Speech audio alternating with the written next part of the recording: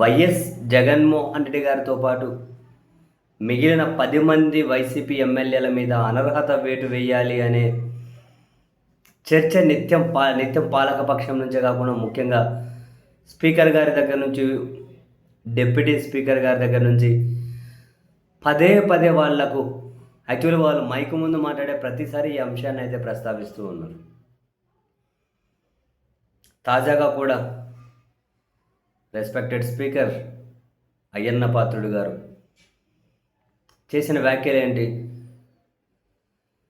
ఒక జగన్మోహన్ రెడ్డి గారు తప్ప మిగిలిన 10 మంది జీతాలు మాత్రం తీసుకుంటున్నారు.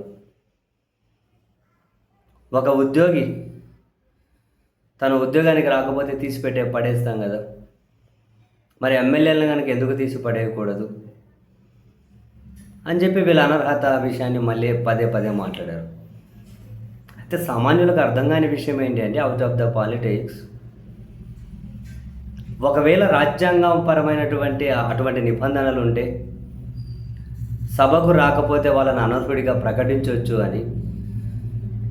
So wait for the time.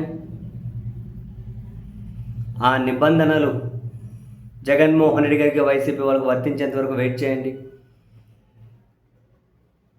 Then start the process to remove. రాజ్యాంగ నిబంధనలు ఉంటే చేయండి.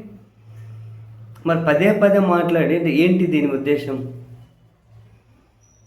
అంత అవసరం లేదు కదా, రిమూవ్ చేసేయండి. నిబంధనలు ఉంటే రాజ్యాంగానికి ఎవరు అతిథులు కాదు కదా. జగన్మోహన్ రెడ్డి అతిథులు కాదు, చంద్రబాబు నాయుడు అతిథులు కాదు, నరేంద్ర మోదీ అతిథులు. ఎవరైనా రాజ్యాంగానికి అతిథులు అయితే కాదు కదా. లేదు, దానికి రాజ్యాంగం అందుకు అంగీకరించదా? కొన్ని ఎన్డీఏలో కేంద్రంలో కూడా తెలుగుదేశం పార్టీ కీలక భాగస్వామి కదా. పార్లమెంట్లో రాజ్యాంగ సవరణ చేయండి, ఏదో ఒకటి చేయండి.